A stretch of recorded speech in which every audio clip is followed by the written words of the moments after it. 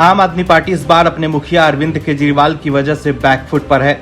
ऐसा लग रहा है जैसे केजरीवाल ने शीश महल बनवाकर अपने लिए नई मुसीबत को दावत दे दी है, क्योंकि बीजेपी इस मुद्दे पर पीछे हटने के मूड में नहीं दिख रही है और केजरीवाल से जवाब देते नहीं बन रहा है। जो केजरीवाल सत्ता में आने से पहले सरकारी बंगला नहीं लेने की बातें करते थे, वो सत्ता में आते ही ऐसा बंगला बनवाया कि उसकी तस्वीर देखकर सब हैरान है। लोग ये जानने के लिए काफ़ी उत्सुक हैं कि 8-8 लाख के पर्दे दिखते कैसे हैं और विदेशी मार्बल पर चलने में कैसा फील होता है। इस बीच केजरीवाल के साथ ऐसा हुआ है जो उन्होंने सोचा नहीं होगा। दरअसल बीते दिनों एनडीएमसी की काउंसलिंग की बैठक में जमकर हंगामा देखने को मिला। एनडीएमसी के उपाध्यक्ष सतीश उपाध्याय ने कहा कि कुलजीत चहल और अन्य ने केजरीवाल से शीश महल के मुद्दे पर सवाल पूछे, जिस पर केजरीवाल ने जवाब नहीं दिया। बैठक के बाद सतीश उपाध्याय ने प्रेस कॉन्फ्रेंस में केजरीवाल पर सवालों से भागने का आरोप लगाया। उन्होंने कहा कि पहली बार है जब एनडीएमसी की बैठक में व्यवधान हुआ। हमने मुख्यमंत्री आवास के रिनोवेशन पर हुए भारी भरकम खर्च और भ्रष्टाचार के मुद्दे को उठाया। लोगों ने टैक्स दिया है और उनके पैसे का गलत इस्तेमाल किया जा रहा है। वहीं कुलजीत चहल ने दिल्ली के मुख्यमंत्री अरविंद केजरीवाल पर निशाना साधते हुए कहा कि एक ढोंगी राजा ने दिल्ली की जनता को बेवकूफ़ बनाया। कहा कि गाड़ी और बंगला नहीं लूंगा, लेकिन हमारे टैक्स के पैसे से बंगला बनवाया। चहल ने कहा कि सीएम घूर घूर कर देख रहे थे। एनडीएमसी के इतिहास में पहली बार बैठक अव्यवस्थित रही। बिना इजाजत के केजरीवाल के घर पर पेड़ काटे गए। उन्होंने ये भी कहा कि सीएम के चेहरे पर डर दिख रहा था। इसके बाद मीटिंग में हंगामा होने लगा। आमतौर पर जो बैठक 2-3 घंटे चलती है, वो आधे घंटे से पहले ही खत्म हो गई। एनडीएमसी सदस्य चहल ने कहा कि एनडीएमसी के इतिहास में पहली बार इस तरह हंगामा हुआ। चहल ने कहा कि केजरीवाल ने वादा किया था कि जीतने के बाद वो ऐसी सुविधाएं नहीं लेंगे। हमने मीटिंग में उनकी घर की तस्वीरें दिखाई और खर्च को लेकर सवाल किए। वो हमें घूरते रहे, लेकिन एक भी जवाब नहीं दिया। भाजपा की ओर से लगाए गए आरोपों पर मुख्यमंत्री कार्यालय या आप की ओर से कोई प्रतिक्रिया नहीं दी गई। हालांकि इससे पहले आम आदमी पार्टी ने कहा था कि मुख्यमंत्री आवास निजी संपत्ति नहीं है, बल्कि चुने हुए मुख्यमंत्री को आवंटित किया जाता है। बीजेपी और कांग्रेस पिछले कुछ दिनों से बंगले मुद्दे को जोर शोर से उठा रही है। फ्लैगस्टाफ रोड पर स्थित इस बंगले पर 45 करोड़ रुपए खर्च किए जाने का दावा है। बीजेपी और कांग्रेस का आरोप है कि बंगले में 8-8 लाख के पर्दे और 1 करोड़ से अधिक के महंगे विदेशी मार्बल लगवाए गए हैं। बीजेपी और कांग्रेस ने इसे नैतिक रूप से गलत बताते हुए कई नियमों की अनदेखी का आरोप भी लगाया है। कांग्रेस नेता अजय माकन की ओर से की गई शिकायत के आधार पर एलजी ने दिल्ली के चीफ सेक्रेटरी से डिटेल रिपोर्ट भी मांगी है। कुल मिलाकर देखें तो शीश महल के मुद्दे पर केजरीवाल बुरी तरह से घिर गए हैं। केजरीवाल की पार्टी के नेता जहां कानूनी पचड़े में फंसते नजर आ रहे हैं, तो वहीं कांग्रेस के युवराज राहुल गांधी कोर्ट के एक फैसले के बाद अपनी लोकसभा की सदस्यता गंवा चुके हैं। पीएम मोदी और बीजेपी के चक्कर में केजरीवाल और राहुल गांधी को काफी नुकसान झेलना पड़ रहा है। अब एक नए मामले में केजरीवाल और राहुल गांधी की मुसीबत बढ़ गई है। दरअसल कांग्रेस नेता राहुल गांधी और दिल्ली के मुख्यमंत्री अरविंद केजरीवाल के खिलाफ दिल्ली हाईकोर्ट में एक जनहित याचिका दाखिल की गई है।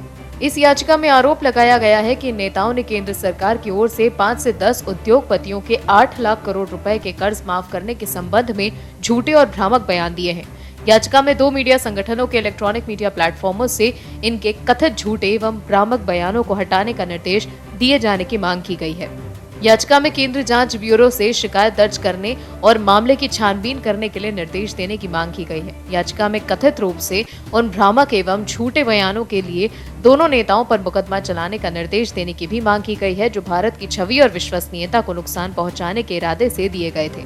ये याचिका सुरजीत सिंह यादव ने अधिवक्ता प्रतिभा सिन्हा के जरिए डाली है। याचिका में कहा गया है कि भ्रामक और झूठी खबरों ने केंद्र सरकार की विश्वसनीयता और छवि को नुकसान पहुंचाया है। याचिकाकर्ता ने कहा कि इन राजनेताओं को कथित भ्रामक बयानों और झूठी खबरों ने जानबूझकर याचिकाकर्ता समेत आम लोगों के मन में केंद्र सरकार की छवि को चोट पहुंचाने का काम किया है। आपको याद रहे कि ये याचिका ऐसे वक्त में डाली गई है जब राहुल गांधी पहले से ही मोदी सरनेम वाले मामलों में मुश्किलों का सामना कर रहे हैं। बीते 23 मार्च को सूरत की सेशन कोर्ट ने राहुल गांधी को धारा 500 के तहत इस केस में 2 साल की सजा सुनाई थी। इसके बाद कांग्रेस नेता ने अदालत से सजा पर रोक लगाने की गुहार लगाई थी, लेकिन कोर्ट ने राहत देने से इनकार कर दिया। इसके बाद राहुल गांधी ने मोदी सरनेम मानहानि केस में गुजरात हाईकोर्ट का दरवाजा खटखटाया था। राहुल की ओर से सीनियर एडवोकेट अभिषेक मनु सिंघवी ने अपनी दलीलों में कहा था कि राहुल गांधी ने कोई मर्डर नहीं किया है, ये उनकी सजा पर रोक नहीं लगाई गई तो 8 साल तक चुनाव नहीं लड़ सकेंगे। सिंघवी का कहना था कि सियासत में 1 हफ्ते का वक्त भी लंबा माना जाता है। राहुल ने कोई भी गंभीर अपराध नहीं किया है, राहुल ने किसी का मर्डर नहीं किया है। मोदी सरनेम तो कई जातियों और समुदाय में देखा जाता है। ऐसे में शिकायतकर्ता ने कैसे मान लिया कि राहुल ने उनके बारे में ही बात की है। राजस्थान में सियासी हलचल तेज हो गई है। राजस्थान कांग्रेस में उठापटक मची हुई है। सचिन पायलट ने अपनी ही सरकार के खिलाफ बगावती रुख अख्तियार कर लिया है। सचिन पायलट की महत्वाकांक्षा को पूरा न करने की वजह से पायलट नाराज है। सचिन की अदावत हर बीतते दिन के साथ बढ़ती जा रही है। कहा जा रहा है कि इस बार पायलट पीछे हटने के मूड में नहीं है। कांग्रेस नेतृत्व द्वारा समझाने पर पायलट ने साफ साफ कह दिया है कि हर बार वही पीछे क्यों हटे। लेकिन इस बार भाजपा के वरिष्ठ नेता और गृह मंत्री अमित शाह के एक दावे से कांग्रेस में हड़कंप मच गया है। सवाल उठ रहा है कि क्या सचिन पायलट को अमित शाह का आशीर्वाद प्राप्त है। आपको बताते हैं इस रिपोर्ट में। राजस्थान के पूर्व डिप्टी सीएम सचिन पायलट की जनसंघर्ष यात्रा के लिए केंद्रीय रिजर्व पुलिस बल की तैनाती के आदेश जारी किए गए। सीआरपीएफ के जवानों के सुरक्षा के घेरे में पायलट की पदयात्रा रहेगी। यात्रा में सीआरपीएफ की तैनाती के अलग अलग सियासी मायने निकाले जा रहे हैं, क्योंकि सीआरपीएफ केंद्र सरकार के अधीन आती है। माना जा रहा है कि केंद्रीय गृह मंत्री अमित शाह के आदेश पर ही पायलट की यात्रा में सीआरपीएफ की तैनाती की गई है। साथ ही सीएम गहलोत अमित शाह से मिलकर उनकी सरकार गिराने के आरोप लगाते रहे हैं। अमित शाह के इस निर्णय को गहलोत और पायलट के बीच गुटबाजी को हवा देने के तौर पर देखा जा रहा है। जानकारों का कहना है कि यात्रा के दौरान कानून व्यवस्था की जिम्मेदारी राज्य सरकार के दायरे में आती है। सीएम गहलोत के पास गृह विभाग भी है। ऐसे में सुरक्षा प्रदान करना राज्य का विषय है। उल्लेखनीय है कि कांग्रेस के वरिष्ठ नेता सचिन पायलट की 5 दिवसीय जनसंघर्ष यात्रा हो रही है। अजमेर से शुरू होने वाली इस 125 किलोमीटर की जनसंघर्ष यात्रा राजस्थान में पेपर लीक और कथित तौर पर करप्शन और लचर कानून व्यवस्था के खिलाफ निकाली जा रही पायलट की यह पद यात्रा मुख्यमंत्री अशोक गहलोत के खिलाफ मानी जा रही है। हालांकि पायलट ने कहा कि यात्रा किसी के खिलाफ नहीं निकाली जा रही, लेकिन राजनीतिक विश्लेषकों का मानना है कि पायलट की ये पद यात्रा सीएम गहलोत के खिलाफ ही निकाली जा रही है, क्योंकि पायलट कह चुके हैं कि उन्होंने बगावत नेतृत्व परिवर्तन के लिए ही की थी।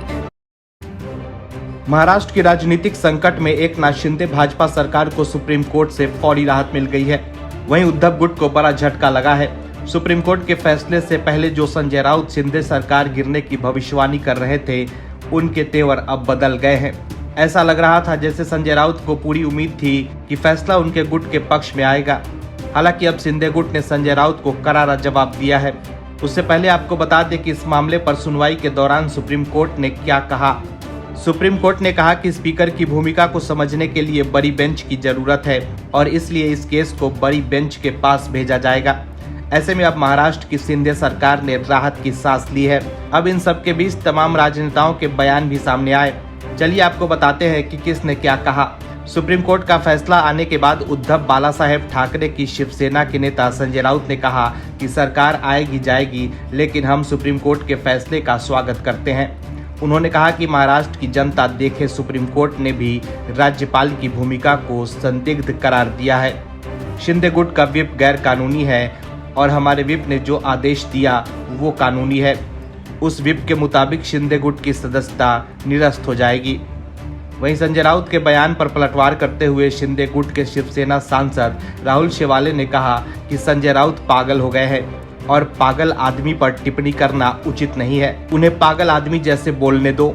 सुप्रीम कोर्ट के फैसले का हम स्वागत करते हैं। वहीं पूर्व सीएम उद्धव ठाकरे ने कहा कि इस देश में प्रजातंत्र की रक्षा करना हमारा काम है। सुप्रीम कोर्ट ने कहा कि अगर मैं इस्तीफा नहीं देता तो शायद मैं फिर मुख्यमंत्री बन जाता। मैं मेरे लिए नहीं लड़ रहा, मेरी लड़ाई जनता के लिए, देश के लिए है।